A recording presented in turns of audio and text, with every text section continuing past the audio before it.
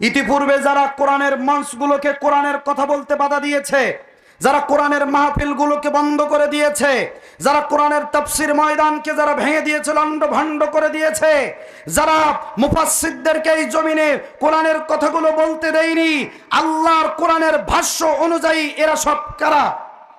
আরো জোরে বলুন কারা? আজকেরও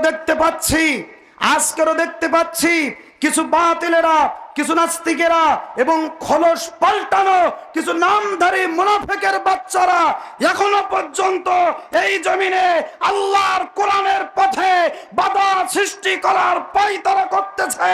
বিশ্বাস করো, এই তাওহীদি জনতা সব কিছু মেনে নিতে পারে, কিন্তু আল্লাহর দেওয়া জমিনে, আল্লাহর দেওয়া আসমানের নিচে আল্লাহর কোরআনের কথা চলবে। কোন নাস্তিক, কোন বেঈমান, কোন ভারতের ব্রাহ্মণ্যবাদী পাঁচটা দালালদের গোলামি করে বাংলার জমিনে এক মুহূর্তের জন্য আল্লাহর কোরআনের কথা বন্ধ করা হবে না, হবে না, হবে না। কথা বলুন ঠিক না বেটে?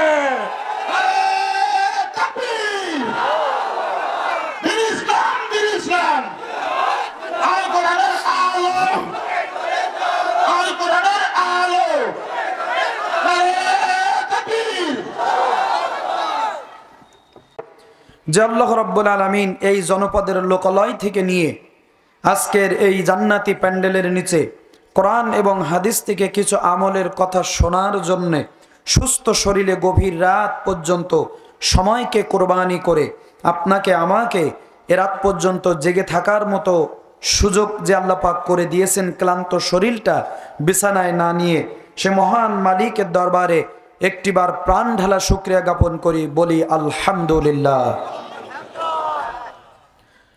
সকলে কি শুকরিয়া আদায় করেছেন? আপনারা কি রাতের খাবার খেয়ে এসেছেন নাকি বাসায় যেয়ে খাবেন? খেয়ে এসেছেন? অনেকে খেয়ে এসেছেন, অনেকে খেয়ে আসেননি। যারা খেয়ে এসেছেন তারা তো এখন ফুল চার্জে আছেন নাকি? তারা তো ফুল চার্জে আছেন। আর যারা খেয়ে আসেননি তাদের ব্যাটারি এখন 2-3 ঘাট চার্জ আছে নাকি? সকলে মিলে একটু আল্লাহর দরবারে শুকরিয়া আদায় করলে আমাদের কি ক্ষতি হবে? আমরা আরেকটিবার প্রাণ ঢালা শুকরিয়া আদায় করছি, কারণ ইতিপূর্বে যে আওয়াজ দিয়েছেন এই আওয়াজ হচ্ছে 5ই আগস্টের আগের আওয়াজ। এটা 5 তারিখের পরের আওয়াজ। আমি এটা মেনে নিতে পারছি না, কারণ এখন কোরআনের কথা বলতে গেলে আমাদের আর কারোর অনুমতির প্রয়োজন হয় না। আগে মাহফিলগুলোতে তাকবীর দিতে গেলে আমাদেরকে বাধাগ্রস্ত করা হতো, এখন কি আর সেই সুযোগ আছে? নেই। এজন্য মালিকের দরবারে আরেকটিবার কেউ কার্পণ্য না করে জবানটা খুলি দিয়ে সকলে মিলে বাঘের মতো গর্জন করে শুকরিয়া তান জ্ঞাপন করছি, বলছি আলহামদুলিল্লাহ।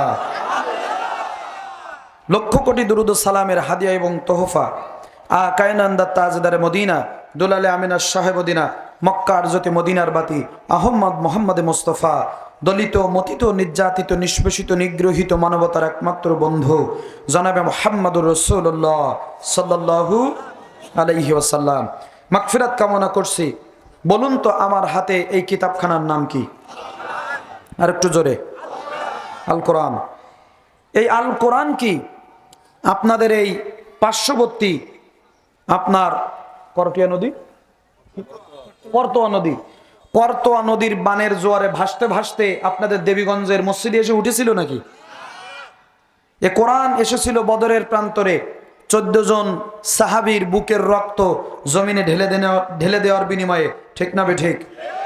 এ কোরআন এসেছে উহুদের প্রান্তরে আমার নবীর 70 জন সাহাবীর বুকের রক্ত এই জমিনে ঢেলে দেওয়ার বিনিময়ে, কথা ঠিক না বে ঠিক? এ কোরআন এসেছে বদরের প্রান্ত থেকে নিয়ে 5ই আগস্টের রংপুরের শহীদ আবু সাইদের বুকের রক্ত জমিনে ঢেলে দেওয়ার বিনিময়ে। আজকে যারা এই কোরআনের সংগ্রামে আন্দোলনে যারা জীবন দিয়েছেন, রক্ত দিয়েছেন, আল্লাহ পাক তাদের শহীদের সর্বোচ্চ মাকাম দান করুক, বলুন আল্লাহুম্মা আমিন। সঙ্গে সঙ্গে আপনাদের এই কালীগঞ্জ এলাকার গ্রামের মাটির নিচে আল্লাহ পাকের যত মুমিন বান্দাবান্দি মাটি মুড়ি দিয়ে ঘুমিয়ে আছেন, আল্লাহ পাক আজকের এই মাহফিলের ওসিলা করে প্রত্যেকের কবরখানা জান্নাতের টুকরা বানিয়ে দিক, বলুন আমিন। সম্মানিত হাজিরিন, আমি আপনাদের সম্মুখে পবিত্র কোরআনুল কারীমের 16 নম্বর সূরা, কয় নম্বর সূরা? 16 নম্বর সূরা। সূরাটির নাম হলো সূরা নাহল। কোন সূরা বলুন তো? সূরা নাহল। এই সূরার 90 নম্বর আয়াত আমি তেলাওয়াত করেছি। এই সূরাতে আয়াত আছে মোট 128 খানা। কয়টা? 128 খানা। রুকুর সংখ্যা 16, আর আমাদের আজকের পঠিত আয়াতের সংখ্যা হলো 90। আল্লাহ রাব্বুল আলামিন এই সূরা নাহলের 90 নম্বর আয়াতে অত্যন্ত গুরুত্বপূর্ণ কিছু ইনফরমেশন, কিছু তথ্য আপনার আমার জন্য আল্লাহ পাক দিয়েছেন, যেটা বর্তমান সময়ে প্রেক্ষাপট অনুযায়ী এই জাতির জন্য অতীব জরুরি। আমি যখন আয়াত তেলাওয়াত করেছি, অনেকেই হয়তো মনে করতেছেন যে হুজুর কি জুম্মার খুতবা দিচ্ছে নাকি পঞ্চগড়ে জুম্মার সানি খুতবায় এই আয়াত তেলাওয়াত করা হয় কি হয় না? ইন্নাল্লাহা ইয়া'মুরু বিল আদলি ওয়াল ইহসান ওয়া ইতা'i যিল কুরবা ওয়া ইয়ানহা আনিল ফাহশাই ওয়াল মুনকার তেলাওয়াত করা হয় কি হয় না? মানুষ আর কিছু বুঝুক আর না বুঝুক, যখন জুম্মার সানি খুতবায় এই আয়াত যখন ইমাম সাহেব তেলাওয়াত করে, দেখবেন কিছু মুসল্লি পেছন দিক থেকে উঠে দাঁড়ায়, আবার কেউ যদি একটু ঝিমানে লাগে, জুম্মার দিনে মসজিদে গেলে তো সবার প্রায় ঘুম ঘুম ভাব হয় নাকি?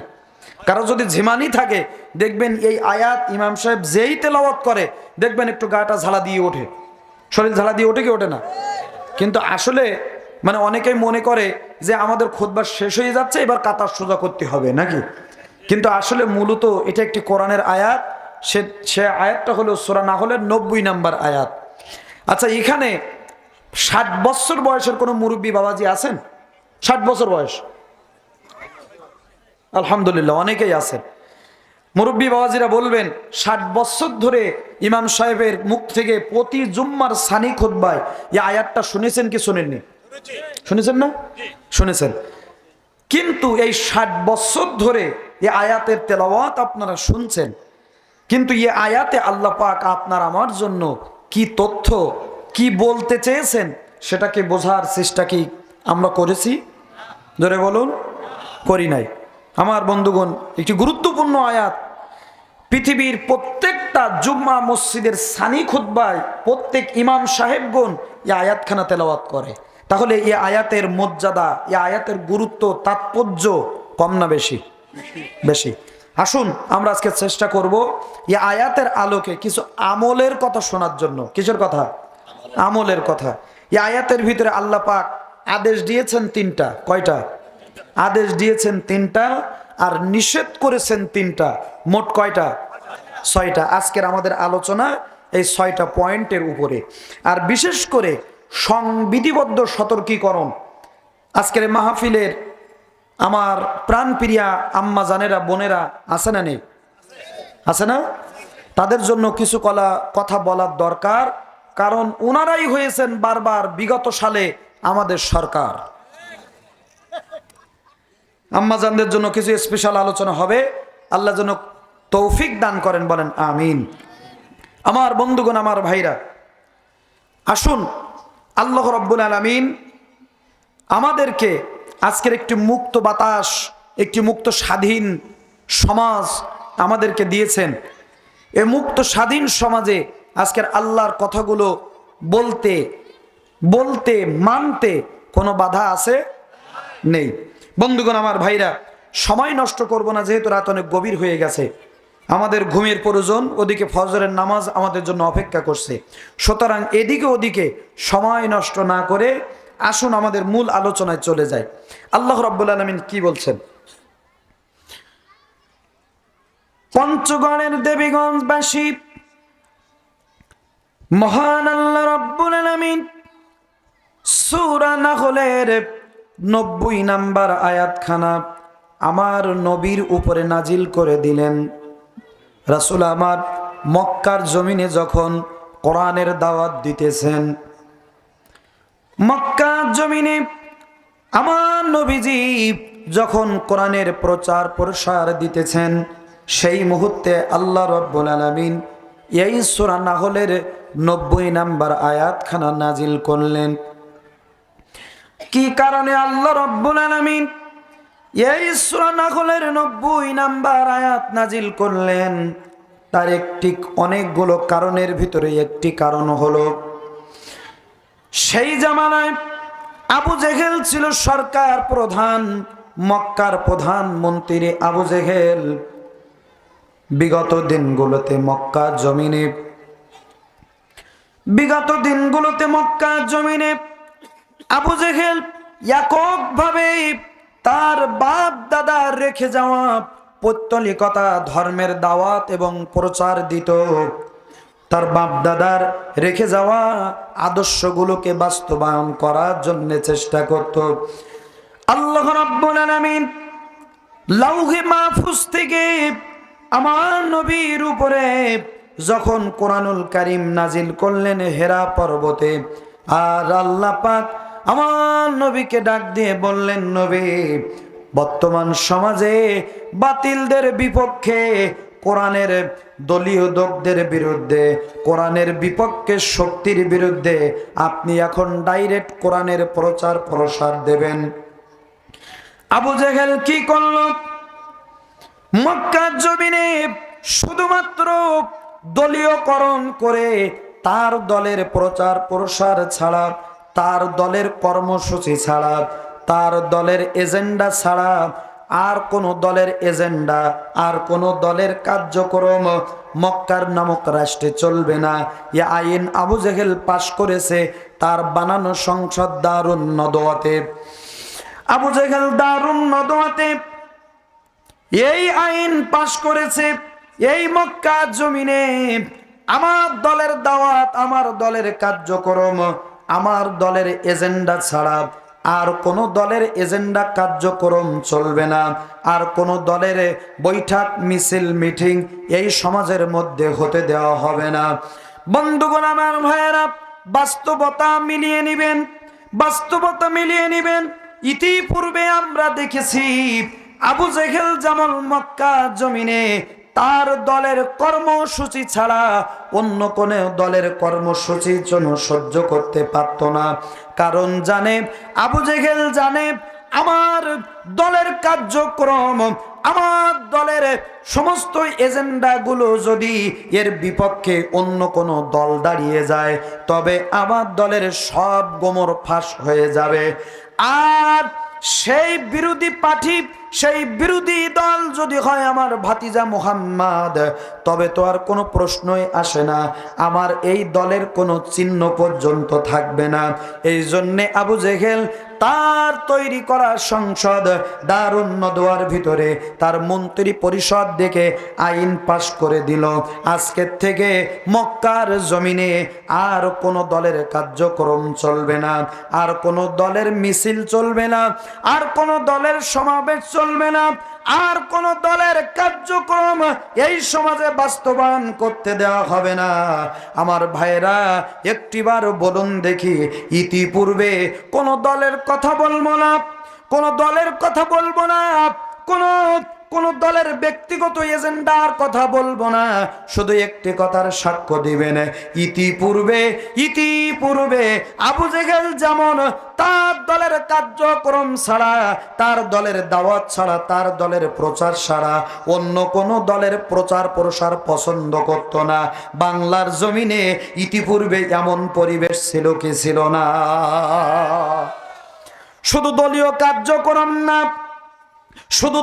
কার্যক্রম না, আমরা দেখেছি মসজিদগুলোতে কোরআনের ক্লাস হলে, মসজিদগুলোতে কোরআনের তালিম হলে, সমাজের মধ্যে কোরআনের তালিম হলে, কোরআন ক্লাস হলে, মানুষদেরকে কোরআনের শিক্ষা দিলে, আর মানুষদেরকে কোরআনের দিকে ডাকলে পরে, আহ্বান করলে পরে, ইতিপূর্বে এই সমাজে আমরা লক্ষ্য করেছি কিছু আবু জেহেলের প্রেতাত্মারা কোরআনের ক্লাসের ছাত্রদেরকে ধরে নিয়ে তাদের নামে থানায় মিথ্যা মামলা দিয়ে জেলখানায় ভরে দিয়েছে। কারণ আল্লাহ রাব্বুল আলামিন কোরআনুল কারীমের ভিতরে ডাক দিয়ে বলেন, ওয়াকালাল্লাযীনা كفروا لا تسمعوا لهذا القرآن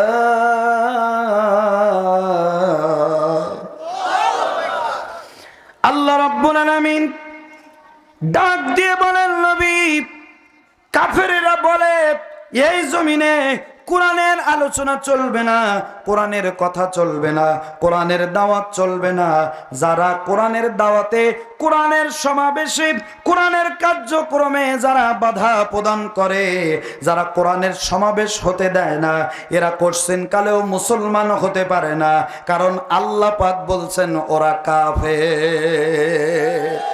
কথাকার? আর জোরে বলেন কথাকার? এ কথা মোল্লার নাকি আল্লাহর? আল্লাহ বলছেন ওয়াকালাল্লাযিনা কাফারু লা তাসমাউ লিহাযাল কুরআন।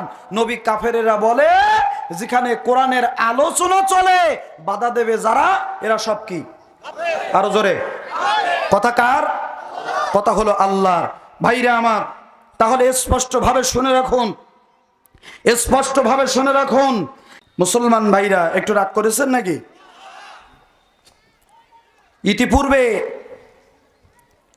ইতিপূর্বে তাফসীর মাহফিলগুলোকে বাধা দেওয়া হতো। আজকের আমাদের ঢাকার মাওলানা আবুল কালাম আজাদ বাশার হুজুরের ফেসবুকের স্ট্যাটাস যারা দেখেছেন, অনেকে হয়তো অ্যাড আছেন, জসিম ভাই দেখেছেন নাকি? এটা স্ট্যাটাস দিয়েছে, দেখছেন? উনি বলছেন যে আমি মাহফিলের স্টেজে যাচ্ছি, আর একজন বলছে হুজুর মাহফিলে রাজনৈতিক কথা বলবেন না, ও আমাদের ভালো লাগতেছে। কথা কি বোঝাতে পারলাম?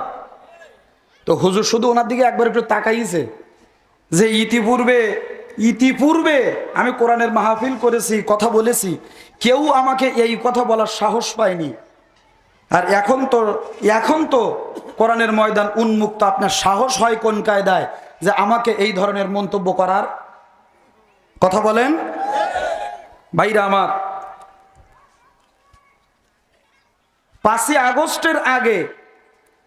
আগস্টের আগে যারা আমাদের দেখলে যারা নাক সিটকাতো, হুজুর দেখলে যাদের রাজাকার গন্ধ মনে হতো, এখন শুধু তাদের জ্বালায় এই মঞ্চে আমরা জায়গা পাচ্ছি না। কতক্ষণ ঠিক কিনা? সুতরাং আপনাদেরকে একটি কথা বলতে চাই, হাজী শরীয়তুল্লাহ এই জমিনে রক্ত দিয়েছেন আল্লাহর কোরআনের জন্য। শহীদ তিতুমীর এই জমিনে রক্ত দিয়েছেন, বাঁশের কেল্লায় দাঁড়িয়ে জীবন দিয়েছেন ইংরেজদের বিরুদ্ধে। এই জমিনে কোনো ব্রাহ্মণ্যবাদীর এজেন্ডা বাস্তবায়ন করার জন্য না। আজকের এই জমিনে আল্লামা মতিউর রহমান নিজামী হাসতে হাসতে ফাঁসির দড়ি গলায় নিয়েছেন, এই জমিনে কোরআনের আলোচনা বন্ধ করার জন্য না। আলী হাসান, মোহাম্মদ মুজাহিদ, মীর কাসেম আলী এবং আমাদের কলিজার টুকরা, নয়নের মণি, আমাদের হৃদয়ের মণি, বাংলাদেশের শ্রেষ্ঠ কোরআনের দায়ী মরহুম আল্লামা দেলোয়ার হোসেন সাইদি আজকে 13 বছর তিলে তিলে কারাগারে দিন কাটিয়ে শেষে এই জমিনে তাকে জীবন দিতে হয়েছে। এই জমিনে কোরআন প্রতিষ্ঠা হবে, কিন্তু কোরআন বন্ধের জন্য না। আজকে যদি তোমরা ভেবে থাকো যে এই জমিনে রাজনৈতিক এজেন্ডা বাস্তবায়ন করার নামে তোমরা কোরআনের উপরে রাজনৈতিক তকমা লাগিয়ে কোরআনের দাওয়াতকে বন্ধ করবে, বিশ্বাস করো এই তাওহীদি জনতা 5 তারিখে রক্ত দিয়েছে, প্রয়োজনে শহীদ আবু সাইদের মতো বাংলার রাজপথে আর একবার এক সাগর রক্ত এই জমিনে ঢেলে দেবে। কিন্তু কোন বাতিলের কথার চোখ রাঙানিকে পরোয়া করে এই জমিনে এক মুহূর্তের জন্য আল্লাহর কোরআনের দাওয়াত বন্ধ করা হবে না।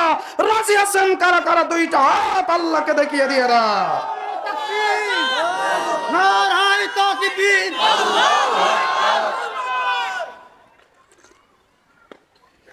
মুসলমান ভাইরা আমার, আবু জেহেল চেষ্টা করেছিল দলীয়করণ করে শুধুমাত্র তার দলের এজেন্ডা চলবে, আর কোন দলের এজেন্ডা বাস্তবায়ন কর্মসূচি চলবে, আর জোরে বলেন চলবে না। আল্লাহ রাব্বুল আলামিন ওই মুহূর্তে সূরা নাহলের এই 90 নম্বর আয়াত আমার নবীর উপরে নাজিল করে দিয়ে আল্লাহ পাক বললেন, নবী আপনি মানুষদেরকে বলেন ইন্নাল্লাহা ইয়া'মুরু বিল আদল, আমি আল্লাহ বলছি এই জমিনে আপনি ন্যায় প্রতিষ্ঠা করেন। কি প্রতিষ্ঠা করেন? এই জমিনে আপনি ন্যায় প্রতিষ্ঠা করেন, আদল প্রতিষ্ঠা করেন। আমার ভাইরা, হে রাসূল, জমিনে যদি ন্যায় প্রতিষ্ঠা হয়, আদল যদি প্রতিষ্ঠা হয়, তবে আপনার দলের কর্মসূচি যেমন চলবে, অন্য দলের কর্মসূচি তেমন চলবে। এই জমিনে লড়াই হবে আদর্শ দিয়ে। কি দিয়ে? এই জমিনে লড়াই হবে আদর্শ দিয়ে, নীতি দিয়ে, নৈতিকতা দিয়ে, চরিত্র দিয়ে। যারা ক্ষমতায় পাওয়ার আগের থেকে, ক্ষমতায় যাওয়ার আগের থেকে যারা মানুষদেরকে জিম্মি করে রাখে, রাসূল আপনি যদি জমিনে ন্যায় প্রতিষ্ঠা করতে পারেন, তবে আপনার আদর্শ দেখে আপনার দলে ডাকা লাগবে না, মানুষ এমনি আপনাদের সমাবেশে যোগ দেবে। জোরে বলুন সুবহানাল্লাহ। সুতরাং আমাদেরকে নীতি, নৈতিকতা, আদর্শ দিয়ে আমাদেরকে বাংলার জমিনে কোরআনের প্রচার প্রসার দাওয়াত দিতে হবে। রাজি আছেন না নেই? কারণ আমরা ইতিপূর্বে আইয়ুবের শাসন দেখেছি, কোন কায়দায় চালায়, দেখেছি কি দেখিনি? অনেকেই দেখেছি। আমরা আইয়ুবের শাসন দেখেছি, বঙ্গবন্ধুর ভাষণ শুনেছি, জিয়া কেটেছে খাল, চাচা ইরশাদের নানান তাল, ভাবি চালিয়েছে একরকম আর বুবু চালিয়েছে আর এক রকম। সুতরাং আইয়ুবের শাসন দেখা শেষ, শেখ মুজিবের শাসন দেখা শেষ, শহীদ জিয়ার শাসন দেখা শেষ, ভাবি বেগম খালেদা জিয়ার শাসন দেখা শেষ, বুবু শেখ হাসিনার শাসন দেখা শেষ। এবার শুধু দেখতে চাই এ বাংলার জমিনে আল্লাহর কোরআন দিয়ে চললে কেমনে চলে। আরো জোরে বলেন ঠিক কিনা? আমরা ইতিপূর্বে সব দলের শাসন দেখেছি, আমরা ইতিপূর্বে সব দলের কর্মসূচি দেখেছি, আমরা ইতিপূর্বে এই দেশ সবাই চালিয়েছে, প্রত্যেকটা রাজনৈতিক দল চালিয়েছে, আমরা দেখেছি তারা কেমনে বাংলাদেশ চালিয়েছে। সুতরাং শুধু একটা বারের জন্য দেখতে বাকি যে আল্লাহর কোরআন বাংলাদেশের সংসদ ভবনে গেলে এই দেশ কেমনে চলে।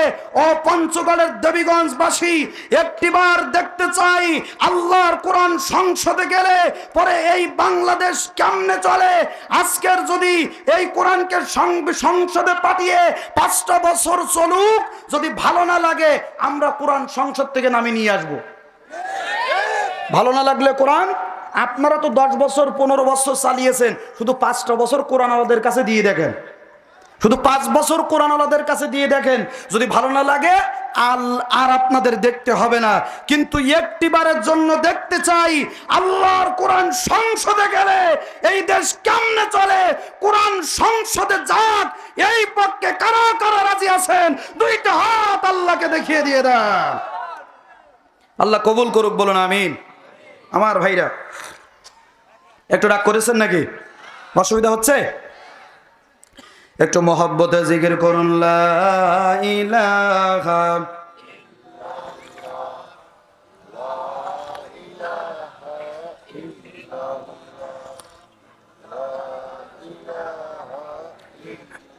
লা ইলাহা, আর জোরে লা ইলাহা।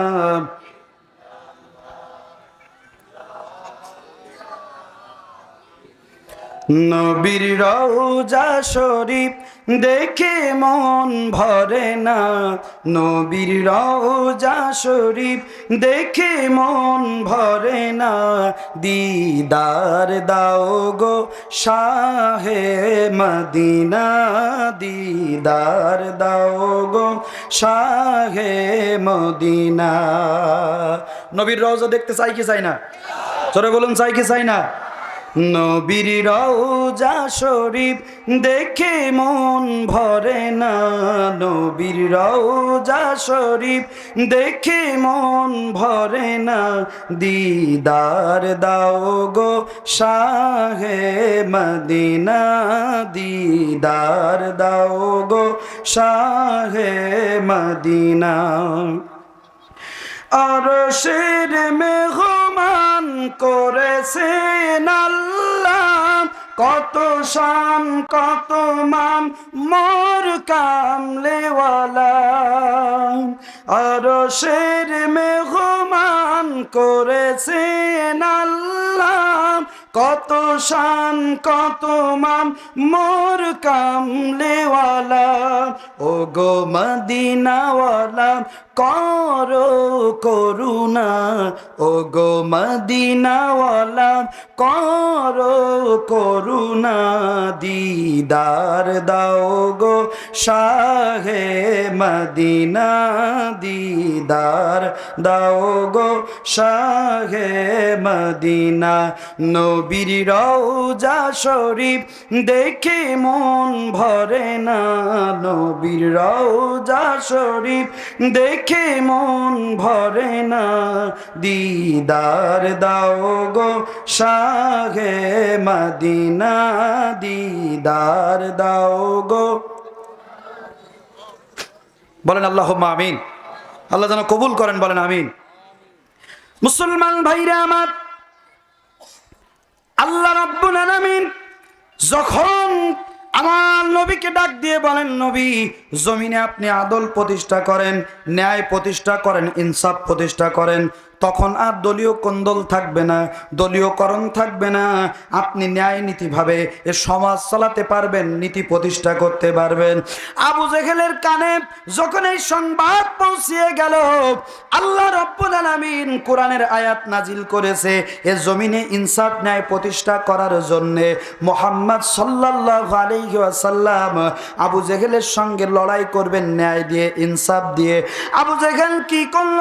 তার সংসদের সব মন্ত্রী পরিষদ বর্গদেরকে ডেকে আবু জেহেল তার সংসদ দারুন নদওয়ায় সমস্ত মন্ত্রীদেরকে ডাকলো। ধর্মমন্ত্রী আবুল আহাব, সংস্কৃতি মন্ত্রী ওয়ালিদ ইবনে মুগিরা, এরপরে আবু সুফিয়ান সহ সমস্ত মন্ত্রিত্ব স্থানীয় বর্গদেরকে ডেবে আবু জেহেল দারুন নদওয়ায় সংসদ ডাকলো। কোন কায়দায় মুহাম্মদকে আটকানো যায়, কিভাবে আটকানো যায়। ভাইরা আমার, আবু জেহেল বলল, ও মক্কার নেতারা, কোন কায়দায় মুহাম্মাদের এই দাওয়াতি মিশন বন্ধ করা যায়, কোন কায়দায় তার এই দাওয়াত বন্ধ করে দেওয়া যায়, পরামর্শ দাও। ভাইরা আমার, কেউ কেউ দাঁড়িয়ে বলল, ও নেতা আবু জেহেল, প্রধানমন্ত্রী আবু জেহেল, মোহাম্মদকে যদি আটকাতে হয়, মোহাম্মদকে যদি মক্কার জমিনে তার দলীয় দাওয়াত বন্ধ করতে হয়, তবে তা আমাদেরকে একটি কাজ করতে হবে, একটি এজেন্ডা আমাদেরকে বাস্তবায়ন করতে হবে। একটি কাজ করো, মোহাম্মদকে লিইখরিজুকা, মোহাম্মদকে এই দেশের থেকে তুমি বের করে দাও, মোহাম্মদকে এই সমাজ থেকে বের করে দাও, মুহাম্মদকে এই সমাজ থেকে বের করে দাও। তাহলে এই সমাজে মোহাম্মদ নামে আর কোনো মানুষ থাকবে না, মক্কায় মোহাম্মদ নামে আর কোনো দলের দাওয়াত দেওয়ার লোক থাকবে না। তাহলে এই সমাজে আমরা এককভাবে দাওয়াতি কাজ চালাতে পারবো। আবু জেহেল বলল, শোনো শোনো মক্কার নেতারা, মোহাম্মদকে যদি এই দেশ থেকে বের করে দেয়, মোহাম্মদকে যদি মক্কা থেকে বের করে দেয়, মোহাম্মদ যেই দেশে যাবে, যেই জায়গায় যাবে, ওই জায়গায় যে ওই দেশের মানুষদেরকে তার ধর্মের দাওয়াত দিয়ে তার দলে নিয়ে এসে তার দলের দলীয় কর্মী বানিয়ে, নেতা বানিয়ে, সদস্য বানিয়ে আমাদের বিরুদ্ধে হামলা করবে। ১৫০০ বছর আগে আমার নবীর বিরুদ্ধে এই আইন পাশ করেছে আবু জেহেল। তার সংসদ দারুন নদওয়ায় মুহাম্মদকে এই মুহূর্তে আউ ইখরিজুকা, মুহাম্মদকে এই দেশ থেকে বের করে দাও। বলেন তো দেখি, ১৫০০ বছর পরে এই সোনার বাংলাদেশে এই আইন চালু আছে না নেই? আরো জোরে বলেন, আছে না নেই? আমরা দেখেছি কোরআনের দায়ী আল্লামা মিজানুর রহমান আজহারিকে অন্য কোনো কারণে না, শুধুমাত্র কোরআন বলার অপরাধে এ বাংলাদেশ থেকে বের করে দেওয়া হয়েছে। আরো জোরে বলেন ঠিক কিনা? ভাইরা আমার, কিন্তু আজহারিকে দেশ থেকে বের করে দিয়ে তার জনপ্রিয়তা কি 1 ইঞ্চি কমানো গেছে? আরো জোরে বলেন, গেছে? ভাইরা আমার, এই আইন বাতিল হয়ে গেল। 1 নাম্বার আইন পাশ হলো। 2 নাম্বার, তাহলে একটি কাজ করো, লিইসবিতুকা, মুহাম্মাদের নামে একটি অবৈধ মামলা দায়ের করো। কি করো? অবৈধ মামলা দায়ের করো। আমার ভাইরা, এখন তো আমাদের নামে অবৈধ মামলা দায়ের করা হয় না। আমার ভাইরা, আমার বন্ধুরা, আল্লামা দেলোয়ার হোসেন সাইদি হুজুরের নামে যে মামলার নথি দায়ের করা হয়েছিল 550 পৃষ্ঠা। কয় পৃষ্ঠা? সম্ভবত কোরআন শরীফে 432 পৃষ্ঠা, 432 পৃষ্ঠার মতো এরকম হবে, 432 কি 450 মতো। আর আল্লামা দেলোয়ার হোসেন সাইদির নামে যেই অভিযোগ দায়ের করা হয়েছে 550 পৃষ্ঠা। আমার ভাইরা, আমার বন্ধুরা, মামলা দিয়ে আজকের দুনিয়ার জমিন থেকে তাকে বিদায় করে বলেন তো তার জনপ্রিয়তা কি এক বিন্দু পরিমাণ কমানো গেছে না আরো দ্বিগুণে বেড়েছে? ভাইরা আমার, আবু জেহেল বলল এই আইন দিয়ে কাজ হবে না, তাহলে কি করো, আউ একতুলুকা, মুহাম্মাদকে এই মুহূর্তে হত্যা করে দাও। কি করে দাও? মুহাম্মাদকে হত্যা করে দাও। ভাইরা আমার, আজকের আপনাদের কাছে একটি প্রশ্ন রাখতে চাই। আবু জেহেল 1500 বছর আগে আমার নবীকে দেশ থেকে বের করে দেওয়ার ষড়যন্ত্র করে, আবু জেহেল আমার নবীকে, নবীর নামে অবৈধ মামলা দেওয়ার ষড়যন্ত্র করে, আমার নবীকে হত্যার পরিকল্পনা করে কোরআনের দাওয়াত কি বন্ধ করতে পেরেছে? আরো জোরে বলেন, পেরেছে? কোরআনের দাওয়াত বন্ধ করতে পারিনি। আজকের আবু জেহেল তো দূরের কথা, আবু জেহেল তো দূরের কথা, ইতিপূর্বেই নমরুদ চেষ্টা করেছিল ইব্রাহিম আলাইহিস সালাতু ওয়াস সালামকে অগ্নিকুণ্ডের জেলখানায় বন্দী করে কোরআনের দাওয়াতকে বন্ধ করতে, ইসলামের দাওয়াতকে বন্ধ করতে, কিন্তু পারেনি। ইতিপূর্বে ফেরাউন চেষ্টা করেছিল মূসা আলাইহিস সালাতু ওয়াস সালামকে আজকের মিশর থেকে বের করে দিয়ে কোরআনের দাওয়াত বন্ধ করতে, কিন্তু পারেনি। আবু জেহেল চেষ্টা করেছিল আমার নবীর বিরুদ্ধে অবৈধ মামলা দায়ের করে নবীকে হত্যা করে, এবং শিয়াবে আবু তালিবের গুহায় 3 বছর আমার নবীকে গ্রেফতার করে আবু জেহেলের অবৈধ সরকার চেয়েছিল জমিনে কোরআনের দাওয়াত বন্ধ করতে, কিন্তু পারেনি। ইমামে আজম আবু হানিফাকে জেলখানার ভিতরে গ্রেফতার করে খলিফা মনসুর তাকে চেষ্টা করেছিল বিষ প্রয়োগ করে হত্যা করে ইসলামের দাওয়াতকে বন্ধ করতে, কিন্তু পারেনি। ইমাম আহমদ ইবনে হাম্বলকে জেলখানার ভিতরে রিমান্ডে নিয়ে দেহ থেকে 2টা হাত ছাড়িয়ে গিয়েছিল। জেলখানায় যখন তার আম্মাকে আনা হতো, তার আম্মার সামনে যখন তাকে রিমান্ডে নেওয়া হতো, যেন তার আম্মা বলে, ইমাম আহমদ ইবনে হাম্বল, তোমার এই নির্যাতন আর জুলুম সহ্য করার দরকার নেই, তুমি ইসলামের পথ ছেড়ে দাও। কিন্তু ইমাম আহমদ ইবনে হাম্বলের মা বলেছিল, ইমাম আহমদ ইবনে হাম্বল, তোমাকে 10 মাস 10টা দিন এই পেটের ভিতরে জায়গা দিয়েছি ইসলামের পথে 20 সৈনিকের মতো দাঁড়িয়ে থাকার জন্য, বাতিলের এই জুলুম অত্যাচার আর রিমান্ডে থেকে তোমাকে ইসলামের পথ থেকে 1 ইঞ্চি সরে যাওয়ার জন্য নয়।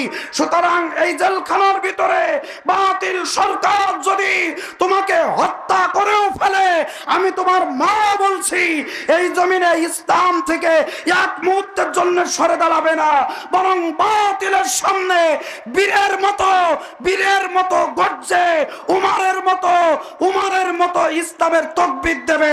সুতরাং এই জমিনে বাতিলেরা ষড়যন্ত্র করে পরিকল্পনা করে করছেন কালেও ইসলামের গতিকে 1 ইঞ্চি এই জমিন থেকে থামাতে পারবে না। কথা বলেন ঠিক না বেঠে?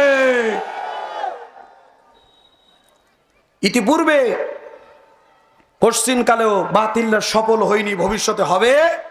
আরো জোরে বলেন, হবে না। কারণ ইসলামের বিজয় যিনি দেন তিনি কে? আরো জোরে বলুন, তিনি কে? আমার ভাইরা, এই ষড়যন্ত্র যখন সফল হলো না, তখন এবার আবু জেহেল চেষ্টা করছে, তাহলে মুহাম্মদকে কোন কায়দায় আটকানো যায়, কি কায়দায় আটকানো যায়? আচ্ছা বলেন তো দেখি। আবু জেহেল কোরআন সমাজে প্রতিষ্ঠা হলে আল্লাহ বললেন সবাই ইনসাফ ভিত্তিক ভাবে সমাজ চলবে, রাষ্ট্র চলবে, কেউ কাউকে বাধা দেবে না। তবে আবু জেহেল কেন বাধা দেয় শুধু একটি কারণে, আবু জেহেল যদি জানতো যে আল্লাহর কোরআন যদি সংসদে যায়, তাহলে আমরা যে গরিবের রিলিফের মাল এবং করোনার টাকা আমাদের পকেটের ভিতর ঢুকিয়েছি, এ সব জনগণের সামনে প্রকাশ হয়ে যাবে। কতক্ষণ ঠিক কিনা? আর জোরে বলেন ঠিক কিনা? আমরা যে রডের বদলে বাঁশ দিয়েছি আর সিমেন্ট মাটি দেওয়ার বদলে বালি দিয়েছি, এ সব ইতিহাস জাতির সামনে উন্মুক্ত হয়ে যাবে। ভাইরা আমার, বন্ধুগণ আমার, শুধু এই ভয়ে যে এই সমাজে যদি আল্লাহর কোরআন রাষ্ট্র যদি চলে যায়, তাহলে আমাদের সমস্ত অশ্লীল অনৈতিকতা এবং আমাদের অপকর্মের ইতিহাস এই জাতির সামনে প্রকাশ হয়ে যাবে। এই কারণে আবু জেহেল চাইতো না যে এই কোরআন দিয়ে রাষ্ট্র চলুক, সংসদ চলুক। কতক্ষণ ঠিক কিনা? আমার ভাইরা, বাস্তব একটা উদাহরণ দিয়ে যাব। রাগ করতেছেন নাকি আপনারা? আবার উপর রাগ করতেছেন একটু, অসুবিধা হচ্ছে? অল্প কিছুক্ষণ চলবে কি চলবে না? কতক্ষণ চলবে? সারা রাত চলবে? প্রায় 800 কিলোমিটার পথ জার্নি করে এসেছি, এখন সারা রাত ধরে ওয়াজ করলে আমি আর বাঁচবো? হুজুর আপনি মরণ মরণ ওয়াজ চলবে নাকি বলেন? মুসলমান ভাইরা আমার, রাগ করতেছেন নাকি? আসেন, আবু জেহেল কেন আল্লাহর কোরআন রাষ্ট্রে যাক, সংসদে যাক কেন চাইতো না? ছোট্ট একটি উদাহরণ দিয়ে যায়। জামানার পয়গম্বর নাম হলো হযরতে দাউদ আলাইহিস সালাতু ওয়াস সালাম। নাম শুনেছেন তো নাকি? এই দাউদ আলাইহিস সালাতু ওয়াস সালাম এত কণ্ঠ আল্লাহ পাক তাকে দান করেছিল আপনারা জানেন। যখন তার উপরে নাজিল হওয়া জাবুর কিতাব তেলাওয়াত করত, সমুদ্রের মাছগুলা তার কণ্ঠে পাগল হয়ে পানি থেকে উপরে উঠে এসে তার কণ্ঠের জাবুর তেলাওয়াত শুনতো। জোরে চিৎকার দিয়ে বলুন সুবহানাল্লাহ।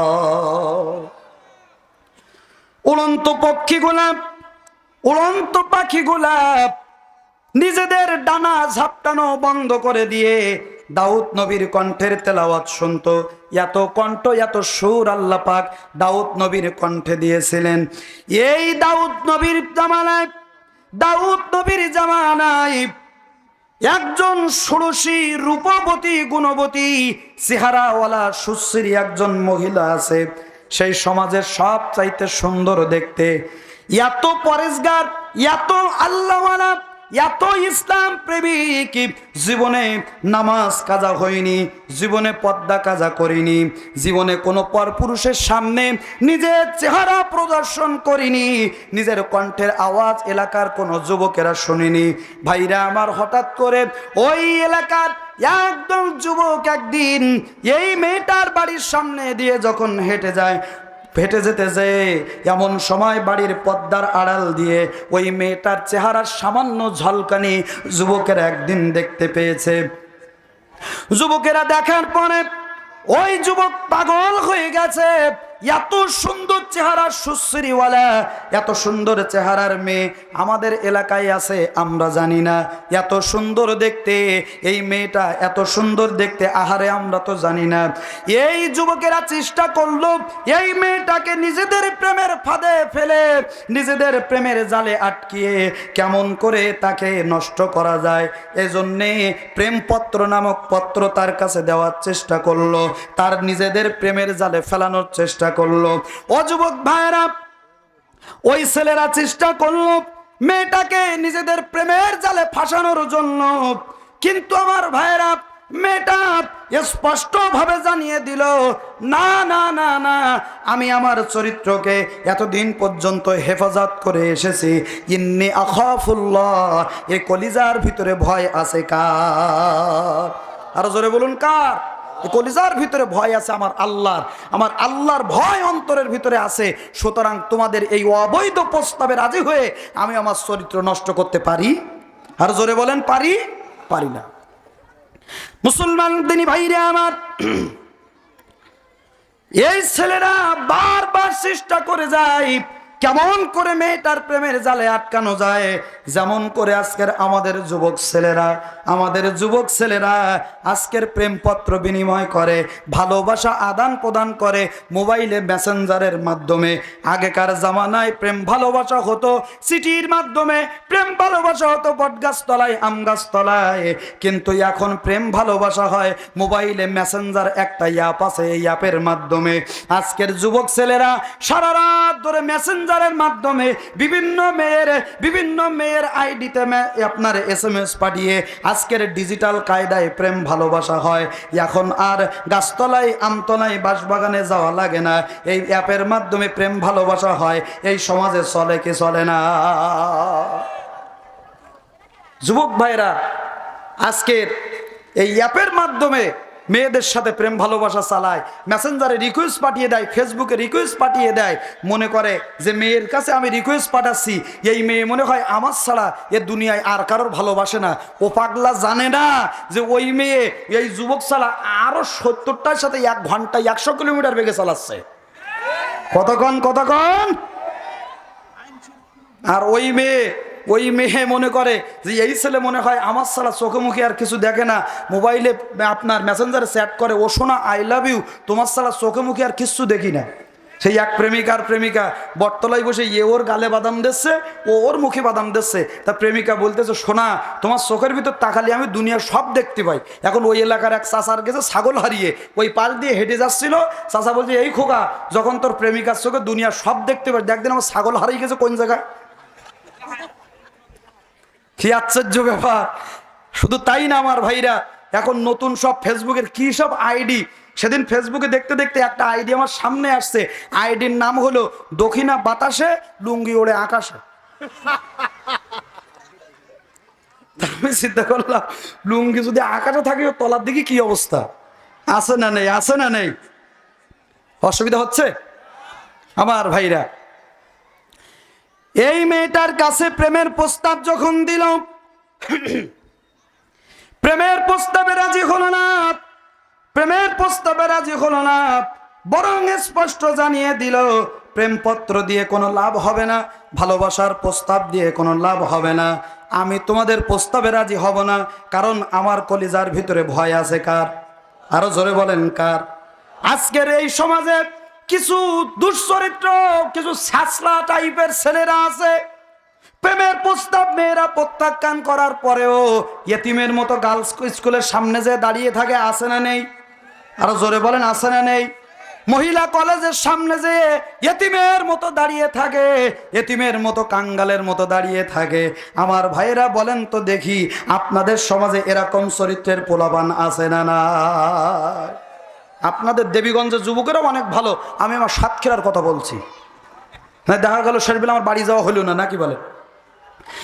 দেখো পোলাপানের মন বাদা ফেসবুকে এখন, দেখো পোলাপানের মন বাদা ফেসবুকে এখন, মোবাইলে চ্যাটিং কইরা কাটায় সারাক্ষণ রে, মোবাইলে চ্যাটিং কইরা কাটায় সারাক্ষণ।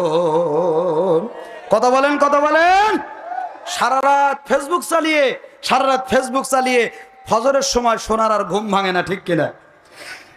দেখো পোলাপানের মন বাদা ফেসবুকে এখন, দেখো পোলাপানের মন বাদা ফেসবুকে এখন, মোবাইলে চ্যাটিং কইরা কাটায় সারাক্ষণ রে, মোবাইলে চ্যাটিং কইরা কাটায় সারাক্ষণ। এই মোবাইল পাইয়া দেখো মদনের মাইয়া, এই মোবাইল পাইয়া দেখো মদনের মাইয়া, কি কাণ্ড ঘটাইছে, স্বামীর সংসার রাইখা নাকি পালাইয়া গেছে।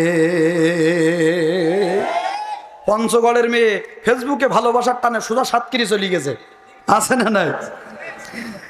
এরকম অনেক ঘটনা এখন এই সমাজে ঘটে, ঠিক কিনা বলেন? আল্লাহ আমাদের এর থেকে হেফাজত করার তৌফিক দান করুক, বলুন আমিন। মুসলমান ভাইরা আমার, মেয়েটা যখন রাজি হলো না, এই চারজন যুবক এই মেয়েটাকে যখন রাজি হলো না, নানান ভাবে ডিস্টার্ব করতে লাগলো। এই মেয়েটা এবার চিন্তা ভাবনা করলো, এমন করে আমি পরিত্রাণ পাবো না, তাহলে আমাকে কি করতে হবে? এই এলাকার যিনি বিচারক আছেন ওই বিচারকের কাছে যে আমাকে অভিযোগ দায়ের করতে হবে, এলাকার যুবকেরা যেন আমার উপরে আক্রমণ না করে, আমার চরিত্র নষ্ট করার চেষ্টা যেন না করে। ও মুসলমান ভাইয়েরা, এই সমাজে আদল থাকলে, ন্যায় থাকলে সমাজ কেমনে চলবে? আল্লাহর কোরআন দিয়ে সমাজ চললে সমাজ কেমন চলবে? বাস্তব একটা দৃষ্টান্ত দিয়ে আপনাদেরকে বুঝিয়ে যায়। রাগ করতেছেন মনে হয় আপনারা, অসুবিধা হচ্ছে নাকি? ভাইরা আমার, মেয়েটা চলে গেল, ওই এলাকার যিনি বিচারপতি, এলাকার যিনি বিচারক, তার কাছে চলে গেছে বিচার নিয়ে। ও কাজী সাহেব, সেই জামানার বিচারকদেরকে কাজী বলা হতো। ও কাজী সাহেব, এই আমার এলাকার যুবকেরা আমার চরিত্র নষ্ট করার জন্যে, আমার সম্ভ্রম নষ্ট করার জন্যে, আমার ইজ্জত নষ্ট করার জন্যে বারবার চেষ্টা করতেছে। আপনাদের কাছে বিচার দিলাম, আপনারা একটা ব্যবস্থা গ্রহণ করুন, এই যুবকেরা যেন আমার চরিত্রের উপরে আঘাত হানতে না পারে। আপনারা এই এলাকার দায়িত্বে, আপনারা এই এলাকার বিচারক, আপনারাই তো বিচার করবেন। আমি আপনার কাছে মামলা দায়ের করলাম, আপনি আমার এই মামলাটা গ্রহণ করুন। বিচারক বিচারক মেয়েটার চেহারার দিকে তাকিয়ে দেখে, আহারে আমার বাড়িতে যে স্ত্রী আছে, এই স্ত্রীর চাইতে আরো দ্বিগুণ সুন্দরী মেয়ে আমার সামনে এসে হাজির হয়েছে। এখন অনেক স্বামী আছে নিজের স্ত্রী ভালো লাগে না, পাড়ার বসের আব্দুর রহিমের স্ত্রী অনেক ভালো লাগে, এরকম দুশ্চরিত্রহীন মানুষ আমাদের সমাজে নেই? আপনাদের দেবীগঞ্জে নেই? আছে এরকম পরকিয়া করা পার্টি আছে? ভাইরা আমার, নিজের স্ত্রী ভালো লাগে না, নিজের স্ত্রী ভালো লাগে না, কিন্তু অন্যের স্ত্রী দেখতে অনেক ভালো লাগে, ঠিক কিনা? নাউজুবিল্লাহি মিন যালিক। ভাইরা আমার, বিচারক বলছে, মেয়েরে তোমার মামলা আমি নিলাম, মামলার বিচার আমি করে দেব, কিন্তু তোমার কাছে একটা দাবি, তোমার কাছে একটা প্রস্তাব আমি দেই। শোনো শোনো, তোমার মামলার সুষ্ঠু বিচার হবে, তবে এই বিচার করার আগে তোমাকে যেন কেউ আর ডিস্টার্ব করতে না পারে সেই ব্যবস্থা আমি করব। মেয়েটা বলছে, কাজী সাহেব সেই ব্যবস্থা করেন। কি ব্যবস্থা?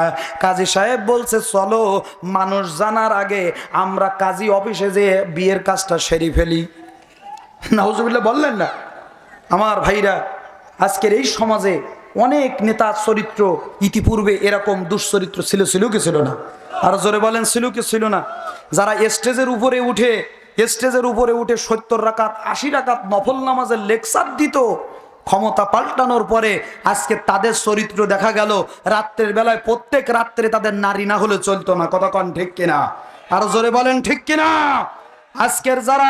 আজকের যারা সুশীলতার ভাষণ দিয়ে নারী অধিকারের নামে, নারী অধিকার প্রতিষ্ঠা করার নামে যারা ভাষণ দিত, দেখা গেল ভার্সিটির প্রত্যেকটা মেয়ের চরিত্র এই দলের কর্মীরাই নষ্ট করেছে। কতক্ষণ ঠিক কিনা? ভাইরা আমার, আজকে তারা আবার বড় বড় লেকচার দিত, আমরা সমাজে এই করব সেই করব, ন্যায় প্রতিষ্ঠা করব, কিন্তু ইনসাফ প্রতিষ্ঠা করব। তারা ইনসাফ প্রতিষ্ঠা করার নামে এই সমাজে সবচাইতে বেআইন প্রতিষ্ঠা করেছে। ঠিক কিনা বলেন? আর জোরে বলেন ঠিক কিনা? তা যদি না হবে আপনারা ইতিপূর্বে আমরা 15 বছর এই সমাজে আপনাদের মোকাবেলা করে আল্লাহ আমাদের টিকিয়ে রেখেছে। এক মুহূর্তের জন্য আমরা এই সমাজ ছেড়ে পালাইনি। তাহলে তোমাদের নামে আমরা তো এখনো মামলা দেইনি, কিচ্ছু করিনি, তোমরা পালাইছো কেন? কথা বলতে হবে। ইতিপূর্বে আমাদের নামে গায়েবী মামলা, গাছ কাটা মামলা, রাজনৈতিক মামলা, আমার মতো ছোট্ট গুনাহগারের নামে বর্তমান এখনো পর্যন্ত রানিং 18টা মামলা। কয়টা? আমার ভাইরা, আমার বন্ধুরা, রাত 1:30টার সময় মাহফিল করে বাড়ি গেছি, থানার থেকে পুলিশ বাড়ি যেয়ে ঘেরোয়া করে ফেলেছে। কি খবর হুজুর? থানার ওসি সাহেব আপনার সালাম দিয়েছে। বাবার এত দরের হুজুর নাই আমি, থানার ওসি আমার সালাম দিয়েছে, আলহামদুলিল্লাহ খুব ভালো। ওমা রাস্তার উপর উঠেই সাথে সাথে হাতে হ্যান্ডকাপ। কি ব্যাপার, সালাম দিল তো হাতে হ্যান্ডকাপ কেন? ভাইরা আমার, হাতে হ্যান্ডকাপ দিয়ে থানায় নিয়ে গেল। পরের দিন জানতে পারলাম আমার নামে তিনটা মামলা হয়েছে। একটা পুলিশ মারা মামলা, একটা হলো থানার সামনে ককটেল মারা মামলা, আর একটা হলো 1971 সালের স্পেশাল আইনে গাছ কাটা মামলা। ভাইরা আমার, দেবীগঞ্জে এরকম গায়েবী মামলার মানুষ আছে না নেই? আরো জোরে বলেন, আছে না নেই? আমার ভাইরা, ইতিপূর্বে আপনারা অনেক নাটক সাজিয়েছেন, অনেক নাটক করেছেন। আমি কোনো রাজনৈতিক বক্তব্য দিচ্ছি না। আপনারা বলেছেন যে আমরা ন্যায় প্রতিষ্ঠা করতেছি, আদালতে ন্যায় আইন হচ্ছে, ন্যায় বিচার হচ্ছে, কিন্তু আসলে একটু ন্যায় বিচার হয়নি। ন্যায় বিচারের নামে প্রহসনের বিচার চলেছে। কতক্ষণ ঠিক কিনা? কারণ পরিমণির মতো নর্তকী জেলখানা থেকে ছাড়া পায়, তার হাতের মধ্যে মেহেদি থাকে। আর কোরআনের পাখি আল্লামা দেলোয়ার হোসেন সাইদি, মুফতি আমির হামজা মামুনুল হকের মতো আলেমকে যখন আদালতের কাঠগড়ায় আনা হয়, তখন হাতের মধ্যে হ্যান্ডকাপ আর মাজার মধ্যে বেড়ি থাকে। কঠিন কালেও তোমরা ন্যায় প্রতিষ্ঠা করতে পারোনি, বেইনসাফ এই সমাজে প্রতিষ্ঠা করেছো। কতক্ষণ ঠিক কিনা? ভাইরা আমার, মেয়েটা যখন অভিযোগ দিল, যখন বিচারক এই কথা বলল, মেয়েটা চিন্তা করলো এখানে ন্যায় বিচার পাওয়া যাবে না। দ্বিতীয় নম্বর বিচারক মেম্বারের কাছ থেকে বিচার গেছে চেয়ারম্যানের কাছে। কার কাছে? চেয়ারম্যানের কাছে। চেয়ারম্যানও একই কথা, চেহারা দেখে পাগল হয়ে গেছে, কি এত সুন্দর চেহারা, একই প্রস্তাব। ভাইরা আমার, চেয়ারম্যানের কাছ থেকে বিচার গেল ম্যাজিস্ট্রেট কোর্টে, একই অবস্থা। ম্যাজিস্ট্রেট কোর্ট থেকে গেল জজ কোর্টে, একই অবস্থা। বন্ধুগণ আমার, ভাইরা, এইবার জজ কোর্টে দাঁড়িয়ে মেয়েটা বলছে, বিচারক শোনেন একটি কথা, শোনেন একটি কথা, আপনাদের কাছে আমি বিচার নিয়ে এসেছি, আপনারা কেউ আমার বিচার করলেন না, তবে শুনে রাখুন আল্লাহ পাক কি বলছেন, ওয়ামান লাম ইয়াহকুম বিমা আনজালাল্লাহু ফাউলাইকা হুমুল কাফিরুন।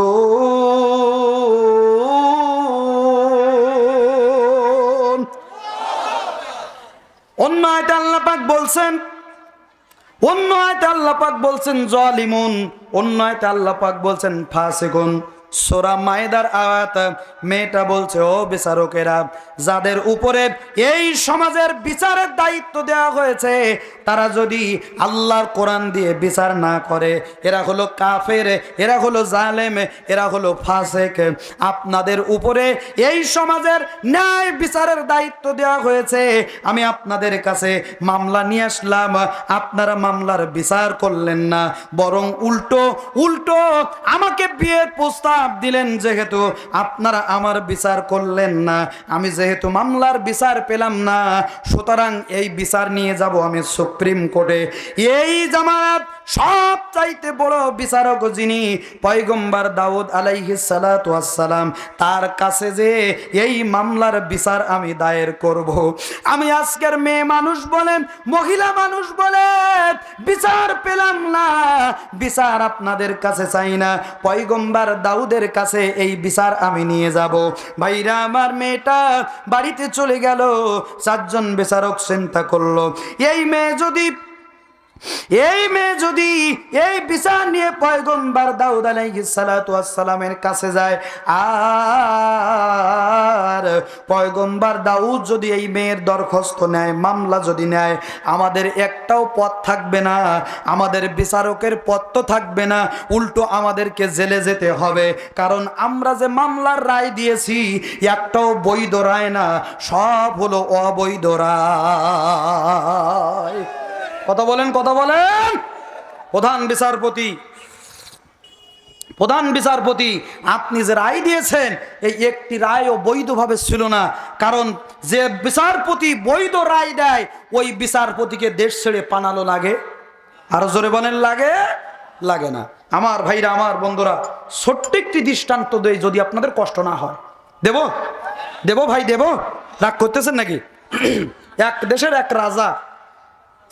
এক রাজা তার উজিরকে বলছে, আমি তো সারা জীবন আমার দেশের জনগণের খেদমত করে গেলাম, আমি তো তাদের কাছে কিচ্ছু চাইলাম না, তবে এখন শুধু আমি একটা জিনিস আমার প্রজাদের কাছে দাবি করব। বলছে, রাজামশাই কি দাবি করবেন বলেন? বলছে, আমার দেশের জনগণের কাছে আমি একটু ফল খেতে চাই। কি খেতে চাই? জোরে বলুন। ফল খেতে চাই। বলছে, রাজামশাই এটা কোনো দাবি হলো? ঠিক আছে, আমি আগামীকালকে সমস্ত দেবীগঞ্জের সমস্ত এলাকায় জানিয়ে দেব যে আমাদের রাজা আপনাদের কাছে একটু ফল খেতে চেয়েছে। আচ্ছা বলেন, একজন রাজা যদি আপনার প্রজার কাছে ফল খেতে চায়, আপনার প্রজারা খাওয়াবে কি খাওয়াবে না? সর্বোচ্চ চেষ্টা করবে ভালো ফল খাওয়ানোর জন্য, ঠিক কিনা?